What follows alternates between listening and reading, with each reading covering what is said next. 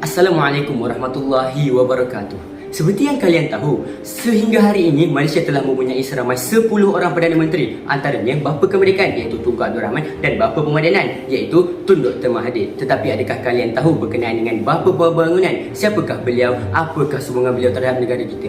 Tun Abdul Razak ataupun nama sebenar beliau Abdul Razak bin Datuk Husin, lahir pada 11 Mac 1922 di Pulau Keladi, Pekan Pahang. Beliau merupakan anak sulung kepada Datuk Husin bin Awang Muhammad Taib dan juga Hajah Teh Fatimah bin Daud. Beliau merupakan keturunan bangsawan berbangsa Bugis yang merupakan ketua suku kaum pada ketika itu. Beliau telah berkahwin dengan Tun Rahah bin Tan Sri Muhammad Noh dan mempunyai 5 orang anak, antaranya Muhammad Najib bin Abdul Razak yang merupakan Perdana Menteri ke-6 pada ketika itu. Beliau telah meninggal pada 14 Januari 1976 di luar negara kerana mengidap penyakit acute leukemia dan dimakamkan di Makam Pahlawan berdekatan dengan Masjid Negara. Sejak sekolah rendah lagi, beliau telah menunjukkan kecemerlangan dan kepintaran di dalam bidang sukan dan juga pelajaran. Dan beliau meneruskan pengajiannya di peringkat menengah di College Melayu Kuala Kangsar ataupun MCKK di negeri Perak. Dan apabila tamat pengajiannya di MCKK, beliau bertugas di Perkhidmatan Pentadbiran Tanah Melayu. Dan pada 1939, beliau mendapat beasiswa daripada kerajaan British untuk meneruskan pengajiannya di College Raffles di Singapura pada tahun 1940. Tetapi beliau terpaksa menamatkan pendidikannya disebabkan situasi Perang Dunia Kedua yang sedang berlaku pada ketika itu. Tetapi pada 1947, beliau dapat pergi ke Britain untuk meneruskan pengajiannya di dalam jurusan undang-undang. Dan pada 1950, beliau mendapat ijazah di dalam jurusan undang-undang. Selepas kepulangannya, beliau telah menyertai Perkhidmatan Awam Malaya dan bergiat aktif dalam bidang politik. Disebabkan kehebatan beliau dalam berpolitik, beliau telah dilantik sebagai Ketua Pemuda UMNO.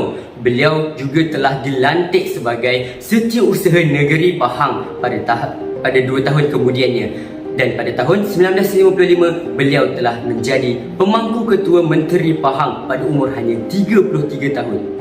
Kemudian beliau dilantik sebagai Menteri Pelajaran setelah memenangi pilihan raya umum pertama pada tahun 1955. Beliau juga telah menyertai Tunku Abdul Rahman dalam misi untuk menuntut kemerdekaan Tanah Melayu daripada pihak British pada tahun 1956. Kemudian ketika peristiwa berdarah 13 Mei 1969, beliau telah mengisytiharkan darurat setelah mendapat berkenan daripada Yang di-Pertuan Agong.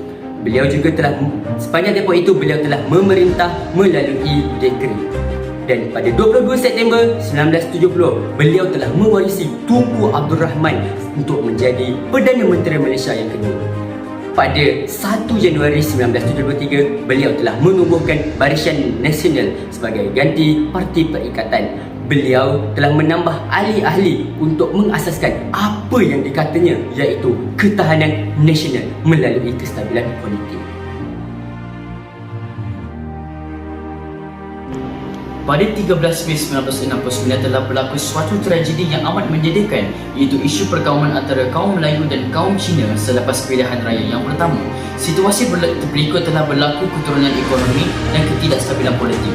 Apabila situasi itu berlaku, Tun Abdul Razak telah mengambil tindakan pada pertengahan tahun 1970 dan mewujudkan dasar ekonomi baharu yang mempunyai 2 matlamat. Matlamat pertama ialah mengurangkan kadar kemiskinan dan merapatkan jurang ekonomi antara kaum dengan menyediakan peluang pekerjaan atau meningkatkan pendapatan tanpa mengira kaum masing-masing.